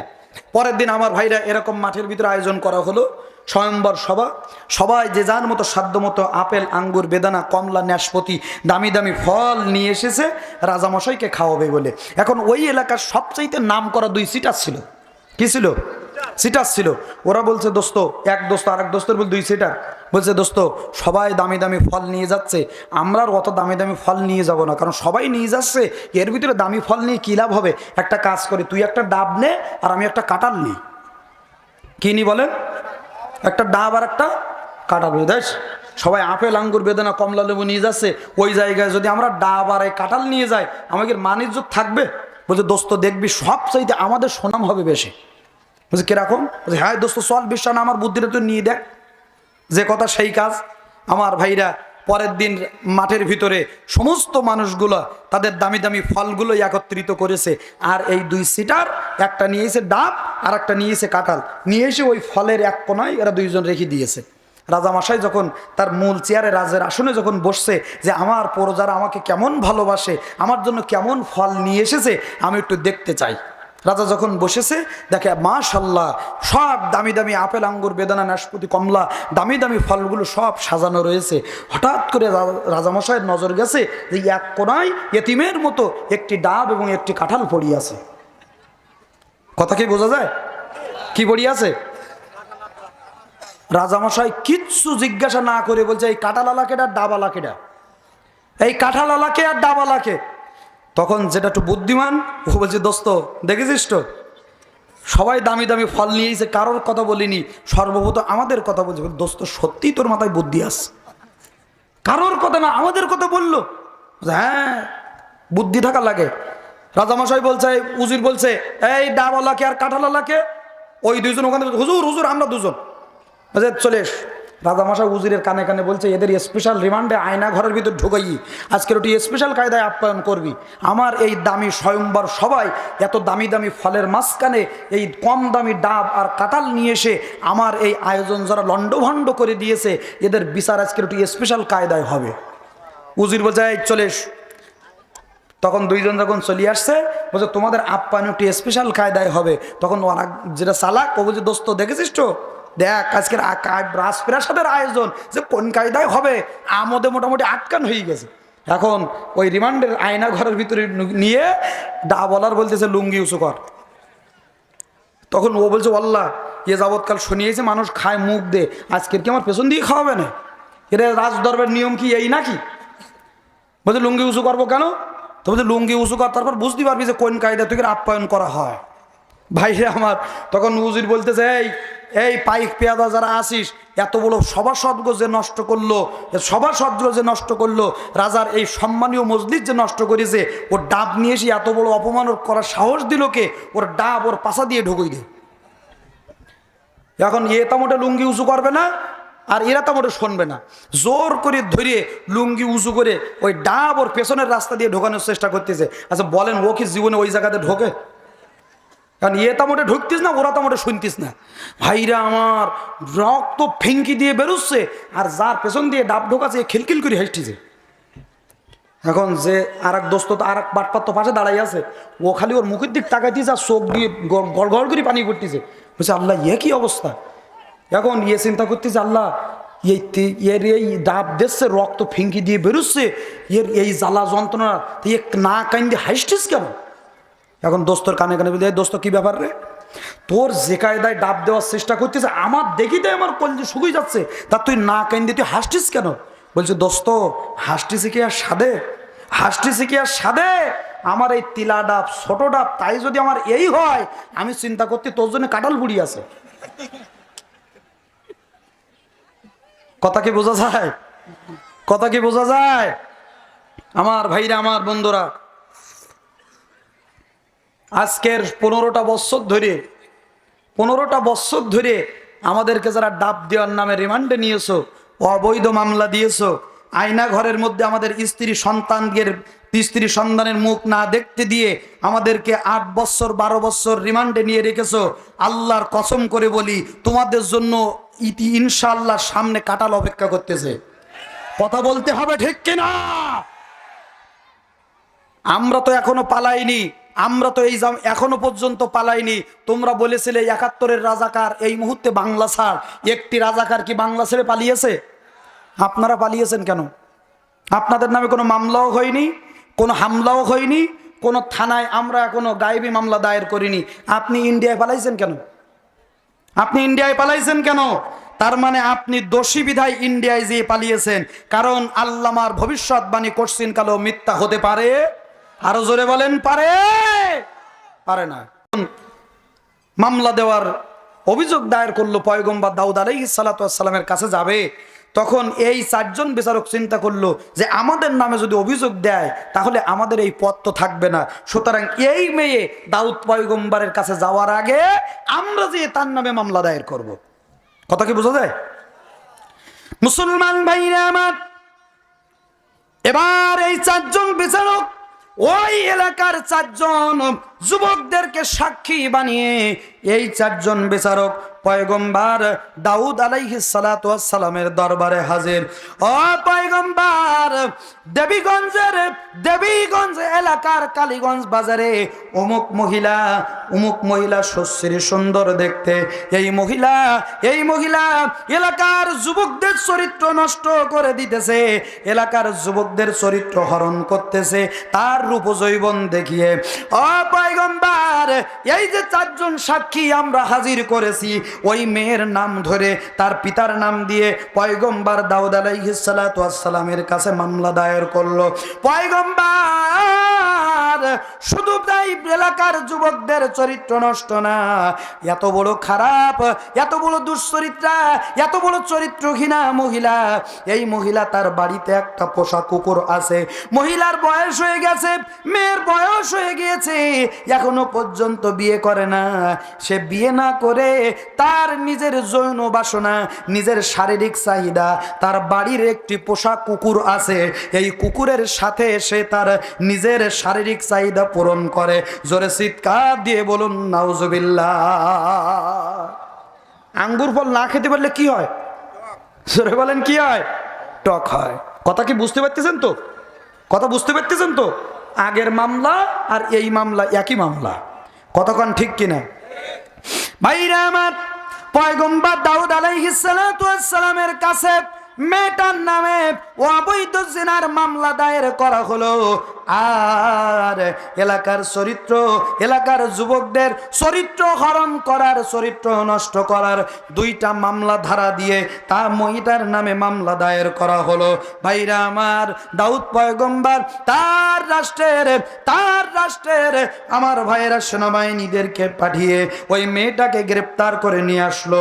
গ্রেপ্তার করে নিয়ে আসার পরের দিন আদালতে যখন মেয়েটাকে ওঠানো হলো, মেয়েটাকে হাজির করা হলো, হাজির করে মামলার ইজহার শোনানো হলো।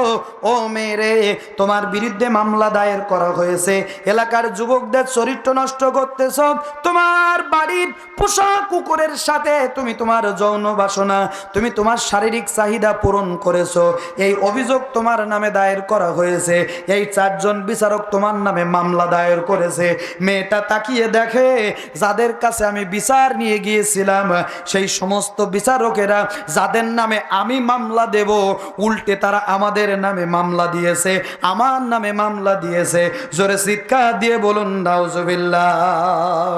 বিচারপতি তোমার কাছে বিচার না পেলে কোথায় বিচার পাবো আমি? কার কাছে গেলে, কার কাছে গেলে? তোরা কোন ঠিক কিনা? নালিশ যদি তোমার সত্য মনে হয়, তবে নালিশের চাই সুবিচার অনুকম্পাময়। নালিশ যদি তোমার সত্য মনে হয়, তবে নালিশের চাই সুবিচার অনুকম্পাময়। ওরে কিছুই কি বোঝো না তুমি, ওরে কিছুই কি বোঝো না তুমি, দেখো না চোখ মেলে, কোথায় বিচার পাবো আমি? কার কাছে গেলে, কার কাছে গেলে? বিচারপতি তোমার কাছে বিচার না পেলে কোথায় বিচার পাবো আমি? কার কাছে গেলে, কার কাছে গেলে? লা ইলাহা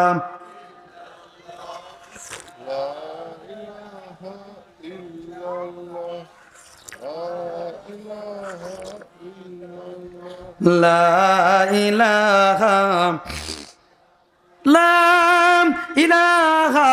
ইল্লাল্লাহু মুহাম্মাদুর রাসূলুল্লাহ সাল্লাল্লাহু আলাইহি ওয়াসাল্লাম। শেষ করে দেই নাকি ভাই? হ্যাঁ, এখনো হবে? 11:45 বাজে। ফজরের নামাজ পড়বেন তো নাকি? আজকের ওয়াজ শুনতে যে ফজর, আগামীকালকে তো আবার আসতে হবে নাকি? আসবেন তো নাকি? ফজরের নামাজ পড়বেন তো? ভাইরা আমার, যে এলাকায় যেদিন মাহফিল হয় ওই এলাকায় সেদিন অ্যাকশন হয়, আর যে এলাকায় যেদিন গান বাজনা নাটক হয় ওই এলাকায় সেদিন রিয়াকশন হয়। অ্যাকশন রিয়াকশন বোঝেন? এক বক্তা গেছে ওয়াজ করতে, যে দেখে শ্রোতা ভর্তি শ্রোতা, বলছে আল্লাহু আকবার। বক্তা কানের ভিতর আঙ্গুল ঢুকিয়ে দিয়ে চোখ বন্ধ করে ওয়াজ শুরু করে দিয়েছে। শ্রোতারা মনে করছে আল্লাহ এই বক্তা যে কায়দায় সুদ ধরিয়েছে এ ফজরের আগে শেষ নামবে বলে মনে হয় না। এক এক করতে করতে করতে করতে ময়দান সব ফাঁকা। বক্তা বলছে বলেন সুবহানাল্লাহ, বলেন আলহামদুলিল্লাহ, বলবে কেটা, সামনে লোকই তো নেই, ময়দান ফাঁকা। কি ব্যাপার, আমি কি কবরস্থানে ওয়াজ করতিস নাকি? তাকাই দেখে সর্বনাশ, সামনে তো কেউ নেই, সুবহানাল্লাহ বলবে কেটা। দেখে এক কোনায় একজন বসে বসে কম্বল মুড়ি দিয়ে ঝিমাচ্ছে। বক্তা তখন মোনাজাত ধরেছে, আল্লাহ আসলাম দেবীগঞ্জের কালীগঞ্জ বাজারে ওয়াজ করতে, একজনও আল্লাহওয়ালা লোক পাইলাম না যে আমার আলোচনা শুনবে। আল্লাহ একজন লোক পেয়েছি, গভীর রাত পর্যন্ত এখনো বসে শুনতেছে, মনে হচ্ছে ইনি আল্লাহওয়ালা। তাড়াতাড়ি মাইক বন্ধ করে বলে, হুজুর আপনার ওয়াজ রাখেন দিন। আপনি মনে করতেছেন আমি আল্লাহওয়ালা, আমি আল্লাহওয়ালা না, আমি হলাম মাইকালা। আমার মাইকগুলো আছে বলে আমি বসে আছি, না আমি আপনার আগে বাড়ি চলে যেতাম। রাগ করতেছেন নাকি আমার ভাইরা? আসেন, আর মাত্র 15 মিনিট থাকবেন তো ইনশাল্লাহ? থাকবেন না ভাগবেন? কারা কারা যাবেন একটু হাত দেখান। বোঝা গেল লাইন ভালো আছে নাকি? আলহামদুলিল্লাহ, আবেগে উঠে গেছে, বলুন সুবহানাল্লাহ। একটু তাকবীর দেন, লিল্লাহে তাকবীর, লিল্লাহে তাকবীর। এই বিয়ে করেননি কারা কারা একটা হাত উঁচু করেন তো। বিয়ে করেননি কারা কারা একটা হাত উঁচু করেন। আল্লাহু আকবার, বলেন আলহামদুলিল্লাহ।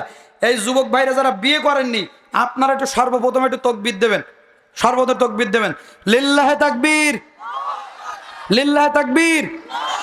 সৌদি সাহেব আপনি শুনলেন কিন্তু, এইবার যারা বিয়ে করেছেন তারা তাকবীর দেবেন, লিল্লাহে তাকবীর। এই রেজাল্ট আমি আপনার কাছে দিলাম, এখন দেবেন না। এইবার সবাই মিলে একটু কোরআনের তাকবীর হবে, পারবেন তো ইনশাল্লাহ? ওয়ারাব্বাকা ফাকাব্বির, তাকবীর হবে কার নামে? একটু সবাই মিলে তাকবীর দেন, লিল্লাহে তাকবীর, লিল্লাহে তাকবীর। আলহামদুলিল্লাহ। আসেন আমার ভাইরা, সময় আর নষ্ট নয়। আমার মুসলমান ভাইরা, মেয়েটার নামে যখন বিচার দেওয়া হলো, পয়গম্বর দাউদ বলেন, ও মেরে, আগামী কালকে তুমি যদি তোমার পক্ষের সাক্ষী হাজির করতে পারো তবে এই মামলার রায় দেওয়া হবে। তোমাকে, তুমি যদি নিজেকে নির্দোষ প্রমাণ করতে পারো তবে এই মামলা থেকে তোমাকে বেকসুর খালাস দেওয়া হবে। আর যদি তুমি সাক্ষ্য না আনতে পারো তবে তোমাকে এই মামলায় তোমাকে শাস্তি দেওয়া হবে, জিনার বিচার করা হবে। ও আমার মুসলমান ভাইরা, পর্দার অন্তরালে আমার মা বোনেরা, আজকের আমাদের সমাজে অনেক মায়েরা আছে, অনেক বোনেরা আছে, স্বামীর বাড়িতে নানাভাবে নির্যাতন জুলুমের শিকার হয়, নির্যাতন জুলুমের শিকার হয়। অন্যায়ভাবে অনেক স্বামী আছে পরকীয়ায় লিপ্ত হয়ে নিজের স্ত্রীকে ডিভোর্স পাঠিয়ে দেয়, একটি সন্তান সহ, 2টা সন্তান সহ আমার মায়েদের সাথে অনেক অন্যায় অবিচার করে। এরকম যুবক আমাদের সমাজে আছে না নাই? আরো জোরে বলেন, আছে না নাই? আবার অনেক মেয়ে আছে, অনেক মেয়ে আছে স্বামীর সংসারে অযথা স্বামীদের সঙ্গে তারা খারাপ আচরণ করে, স্বামীর সংসারকে জাহান্নাম তৈরি করে। এরকম অনেক দুশ্চরিত্রা মা বোন আমাদের সমাজে আছে না নেই? আরো জোরে বলেন, আছে না নেই? ভাইরা আমার, ও আমার মায়েরা, ও আমার পর্দার অন্তরালের আম্মা জানেরা, একটি কথা দিলের কান দিয়ে শুনবেন। রাসূল আমার বলেন, দুনিয়ার কোন স্বামী যদি সাক্ষ্য দেয়, দুনিয়ার কোন স্বামী যদি স্ত্রী মারা যাওয়ার পরে সাক্ষ্য দেয় আমার স্ত্রী ভালো ছিল, আল্লাহর নবী বলেন ওই স্ত্রী বেহিসাবি আল্লাহর জান্নাতে হবে। স্ত্রীরা মারা যাওয়ার পরে যদি স্বামীরা সাক্ষ্য দেয় যে আমার স্ত্রী ভালো ছিল, বিনা হিসাবে ওই স্ত্রী কোন জায়গায় যাবে? আল্লাহ জান্নাতে যাবে। খুশি হওয়ার কোনো কারণ নেই। স্বামী মারা যাওয়ার পরে স্ত্রী যদি সাক্ষ্য দেয় যে আমার স্বামী ভালো ছিল, আল্লাহ রসুল বলেছেন ওই স্বামীও আল্লাহ জান্নাতে যাবে। সুবহানাল্লাহ। এবার বুকে হাত দিয়ে বলেন যে আপনি মারা যাওয়ার পরে আপনার স্ত্রী এই সাক্ষ্য দেবে তো? দেবে? প্যান্ডেলে বসবে তাহলে শয়তান মল্লিক আছে না নেই? যে কায়দায় বলুন চালাইছে, মারির পরে মায়ের আছে না নেই? আমার ভাইরা, আমার বন্ধুরা, এই দুনিয়ায় স্ত্রী হলো মহব্বতের জিনিস। তার কারণ আল্লাহর রসুল 3টা জিনিস সবচাইতে বেশি ভালোবাসতেন। একটি হলো সুগন্ধি, আর একটা হলো নামাজ, আর একটা হলো স্ত্রীদেরকে। জোরে বলেন সুবহানাল্লাহ। হুজুর, আমরা আমাদের স্ত্রীদেরকে একটু ভালো বেশি বাসি, যার কারণে শাসনটাও একটু বেশি করি। হ্যাঁ মারা যাবে, রাসূলের হাদিস আছে মারা যাবে, মারা যাবে, তবে মারাটা লাঠির সাইজ আছে বলবো। আল্লাহ রসুল বলেছেন একটা মেসকের সাইজ যত বড় ওই রকম একটা লাঠি দিয়ে আম্মাজানদেরকে মারা যাবে, আপনার স্ত্রীদেরকে মারতে পারবেন। তাই এক জায়গায় এই ওয়াজ করেছি, এক যুবক বলছে হুজুর মেসকের সাইজের লাঠি ওদিকে মারা যায়, একজন দিয়ে মারা যায় না মানে সিস্টেম আছে তো। বলছে কি? বলছে আগায় হুল করে গুতুবো। বাঙালির বুদ্ধির অভাব আছে, জোরে কোন আছে? আমার মায়েরা কি বলবো, কি বলবো আমার মায়েরা, এই সমাজে এই মাহফিলে আমার আর পর্দার ওয়াজ করতে ভালো লাগে না। বলে অনেকেই বলে হুজুর মহিলাদের ওয়াজ করবেন, আমরা সারা রাত ভরে এই মাহফিলে ওয়াজ করে যা হয়, আর সারা রাত ধরে আমার আম্মা জানেরা স্টার জলসার জি বাংলা দেখে সব একাকার হয়ে যায়। আছে না নেই? আছে না নেই? আমরা সারা জীবন পর্দার ওয়াজ করে যা হয়, সকালবেলা কালীগঞ্জ বাজারে যেই দেখবেন পদ্মা মেঘনা যমুনা সব এক হয়ে গেছে। ঠিক কিনা বলেন? আরো জোরে বলেন ঠিক কিনা? এক হুজুর ওয়াজ করেছে যে কোনো স্বামী যদি স্ত্রীর রান্না করা তরকারি খেয়ে প্রশংসা করে, আর স্ত্রী ওই প্রশংসা শুনে যদি একটু হাসে, যে কয়টা দাঁত বের হবে ওই কয়টা নফল উমরা সওয়াব হবে। জোরে কোন সুবহানাল্লাহ। এখন এক চাচা চিন্তা করছে আল্লাহ সারা জীবন করিস কি, আমি করেছি কি? নফল হজ আমার বাড়ি, আর আমি সারা জীবন করলাম কি? রাত 1টার সময় ওয়াজ শুনে যেয়ে বাড়ি যেয়ে বলছে খুকির মা দাও দুটো খেতে দাও, ভাত দিয়েছে। চাচা রাত 1টার সময় ভাত খাচ্ছে আর গোবে গোবে হাসতেছে, ভাত খাচ্ছে আর হাসতেছে, ভাত খাচ্ছে। চাচি বলে কি বা তোমার কি জেনে টেনে ধরিস নাই নাকি? তাড়াতাড়ি ভাত খেয়ে শুয়ে বলে রাত 8টা বাজে। তখন চাচা বলছে আল্লাহ হুজুর ওয়াজ করলেও কি এখন হচ্ছে কি? চাচা বলছে খুকির মা তোমার হাতের রান্না যে এত টেস্ট তা তো আগে কোনোদিন খেয়ে দেখিনি। এরকম করে তাকাই দেখে চাষির মুখে কালবৈশাখী মেঘ হয়েছে। বুঝি আল্লাহ হুজুর বললো স্ত্রী রান্না করা তরকারি খেয়ে স্ত্রীর ভালো বললি খুশি হয়ে হাসবে, আরে উল্টো রিয়াকশন হচ্ছে কেন? তখন খুকির মা বলছে খোকার বাপ একটা সত্যি কথা বলবা? তো বলছে কেন, তোমার সঙ্গে কি আমি কোনোদিন মিথ্যে কথা বলেছি? তো বলছে কি কথা? তো বলছে বলো তোমার সংসার করতেছি কত বছর ধরে? তো বলছে প্রায় 45 বছর। তা বলছে 45 বছর ধরে তোমার আমি হাত মুখ পুড়িয়ে রান্না করে খাওয়াচ্ছি, আমার তরকারি খেয়ে তুমি কোনোদিন আমার ভালো বললে না, আর আজকের এই তরকারি দিয়েছে আমাকে পাশের বাড়ির ভাবি, আর সেই তরকারি তুমি খাচ্ছ আর গোবে গোবে হাসছিস আর ভালো বলতিস।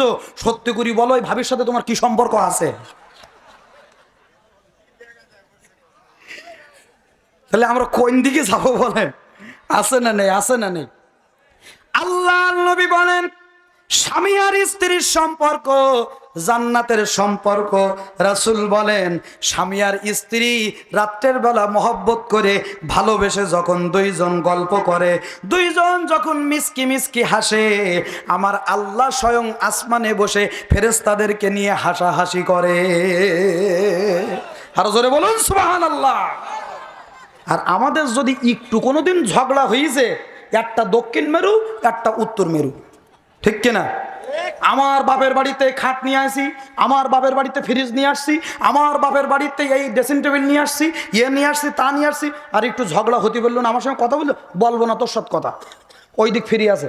আর এটা মনে মনে করতেছে আল্লাহ বিয়ের আগে কত সুন্দর সুন্দর মেয়েরা আমার ফেসবুকে প্রেম প্রস্তাব পাঠাইছে, আর তাগির বাদ দিয়ে তুই আমি এই কাল্লিমি নিয়ে আসি, আমার সাথে কথা বলতে বললাম না কথা। শয়তান মাঝখানে দড়ি একবার এর কানে ফুদেচ্ছে যে তোর বিয়ের আগে কত ডাক্তার ইঞ্জিনিয়ার কত শাহরুখ খান সালমান খান তোর বিয়ের প্রস্তাব দিল, তুই তাদের না নিয়ে তুই এই কালো শগুনের টাকাওয়ালার বিয়ে করেছিস, আর তোর আজকের এত বড় শাস্তি দিয়েছে কথা বলিস নি। আর এর কানে ফুদেচ্ছে আল্লাহ দরকার নেই তোর সাথে কথা না বলে না বলুক, তুই তো শালির চেহারাটা একটু দেখলি নি তো ওদিক তাকাই। আছে না নেই? আছে না নেই? আল্লাহ রসুল বলেছেন যেদিন স্বামী স্ত্রীর ঝগড়া হবে ওই দিন দুইজনের মধ্যে চম্বুক আর লোহার সম্পর্ক হবে। কিসের সম্পর্ক? চম্বুক আর লোহা তো মাঝখানে এক হাত ফাঁক থাকে নাকি? রাসূল বলেছেন ওই দিন আর মোটে ফাঁক থাকবে না, ওই দিন একেবারে এক বালিশে ঘুমাতে হবে। এক বালিশ আমাদের মধ্যে টমাস জেরি কথা কন না কেন? ও আমার মা বোনেরা, আল্লাহ নবী বলেন স্বামী স্ত্রীর সম্পর্ক জান্নাতের সম্পর্ক। আল্লাহর রসুল দিনের কাজ করে এসে দেখতেন আয়েশা রাদিয়াল্লাহু তাআলা আনহা রান্না করতেছেন, রান্না এখনো শেষ হয়নি, রাসূল চুলার লাকড়িগুলো একটু নেড়ে দিতেন, তরকারির ঝোলটা একটু সেকে দেখতেন। আল্লাহ নবী খেতে বসে হযরতে আয়েশাতুল হুমায়রা গ্লাসের যেই জায়গায় ঠোঁট লাগিয়ে পানি পান করতেন, আল্লাহর নবীজি ওই জায়গাটায় ঘুরিয়ে ঘুরিয়ে সেই জায়গায় ঠোঁট লাগিয়ে পানি পান করতেন।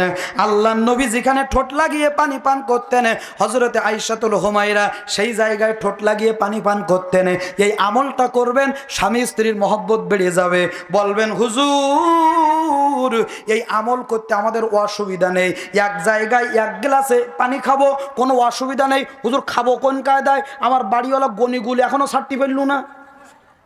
গুল মনে চলে না আপনাকে জায়গা? হুজুর খাবো কোন কায়দা? ওর মুখের গন্ধে ওর পাশেই যাওয়া যায় না, আছে না নেই?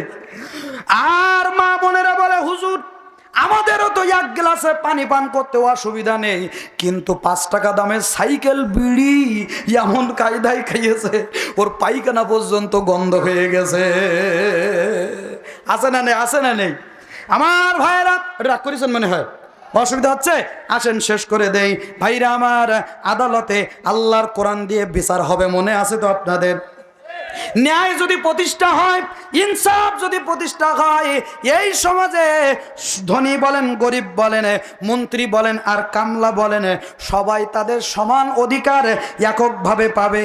কোনো বেইনসাফি অসমতা এই সমাজে থাকবে না। বলেন তো দেখি, আল্লাহর কোরআন দিয়ে রাষ্ট্র চলুক, এটা চান কি চান না? লিল্লাহি তাকবীর। আল্লাহ কবুল করুক, বলেন আমিন। ভাইরা আমার, মেয়েটা পয়গম্বর দাউদ আলাইহিস সালাতু ওয়াস সালামের কাছে এই কথা শুনে যখন তাকে কারাগারে পাঠানো হলো, রাতের বেলা মেয়েটা কারাগারে সারা রাত যায় নামাজে দাঁড়িয়ে আবার আল্লাহর কাছে দরখাস্ত, আল্লাহ ও মাবুদ তুমি তো জানো আমি নিরপরাধ, আল্লাহ আমি কোনো অন্যায় করিনি, কিন্তু সাক্ষী আমি কোথার থেকে নিয়ে আসবো? আল্লাহ আমি কোথার থেকে সাক্ষ্য নিয়ে আসবো? আমার তো কোনো সাক্ষী নাই গো মাবুদ, তুমি যদি সাহায্য না করো কেউ আমাকে সাহায্য করতে পারবে না। আল্লাহ পাক ডাক দিয়ে বলেন, আল্লাহু ওয়ালিউল্লাযীনা আমানু ইখরিজুহুম মিনাজ যুলুমাতি ইলান নূর।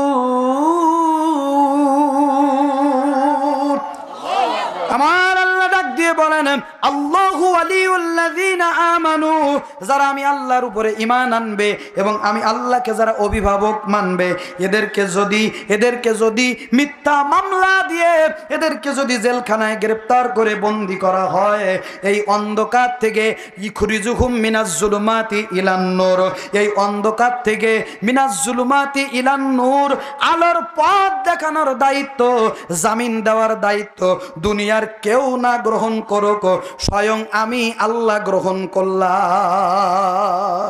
লিল্লাহি তাকবীর। আল্লাহ বলছেন যাদেরকে ইসলামী আন্দোলন করার জন্যে, ইসলামী সংগ্রাম করার জন্যে, ইসলামের পথে থাকার কারণে, ইসলামী দলের সাথে থাকার কারণে যাদেরকে হামলা দেওয়া হবে, মামলা দেওয়া হবে, কোণঠাসা করে রাখা হবে, এদেরকে আলোর পথ দেখানোর দায়িত্ব, এদেরকে ক্ষমতায় নিয়ে যাওয়ার দায়িত্ব আমি আল্লাহর। জোরে চিৎকার দিয়ে বলুন সুবহানাল্লাহ। আমরা ওই কোরআনের দলের সঙ্গে আছি না নেই? আর জোরে বলেন আছি না নাই? আল্লাহ যেন কবুল করেন, বলেন আমিন। আর জোরে বলেন আমিন। 12টা বেজে গেছে। আল্লাহ রাব্বুল আলামিন আমাদের সকলকে ইসলামী আন্দোলনের সাথে কোরআনের আন্দোলনের সঙ্গে থাকা তৌফিক দান করুক। জোরে বলুন আমিন। আর জোরে বলুন আমিন। যে কথা বললাম আল্লাহ পাক এই কথার উপরে আমাকে আমল করার তৌফিক দান করুক, আপনারা আমল করার চেষ্টা করবেন। যে কথা বলেছি এই কথার ভিতরে যদি কোনো ভুল কথা বলে থাকি আল্লাহ পাক আমাদের অন্তর থেকে মুছে দিক। জোরে বলুন আমিন। আর জোরে বলুন আমিন। মন মাঝি খবরদার। ভাই 2 মিনিটে মোনাজাত হবে ইনশাল্লাহ, কেউ মোনাজাত করে যাবেন না, আমি মুসাফির মানুষ, বসে যান ইনশাল্লাহ। মন মাঝি খবরদার, আমার তোরি যেন ফিরে না, আমার নৌকা যেন ডুবে না, মন মাঝি খবরদার, 3.5 হাতে নৌকার খাঁচা, মন মাঝি রে ঘন ঘন জোড়া,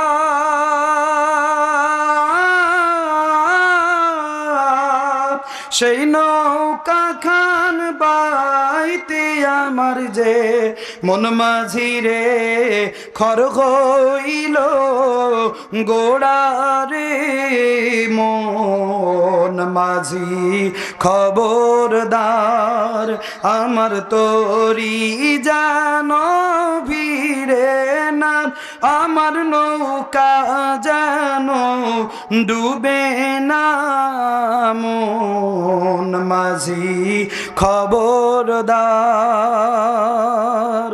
সদর কিছু বলবেন, কোন কথা আছে? আলহামদুলিল্লাহ। আমরা কবর জিয়ারতের নিতে সূরা ফাতিহা একবার, সূরা ইখলাস তিনবার, কয়েকবার দরুদ শরীফ।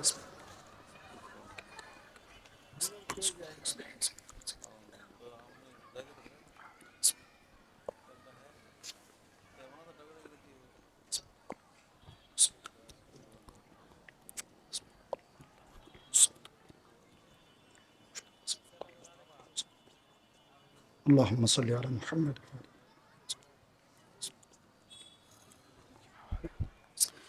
اللهم آمين. ربنا ظلمنا أنفسنا وإن لم تغفر لنا وترحمنا لنكونن من الخاسرين. দাতা দয়ালু রহিম রহমান, গুনাহগারের পরে তুমি হও মেহেরবান। স্থায়ী রাখিও গো দিন ইসলামেতে, নাহি জানো মজেমন অধর্ম পরেতে। আল্লাহ, ঐতিহ্যবাহী পঞ্চগড় জেলার দেবীগঞ্জ উপজেলার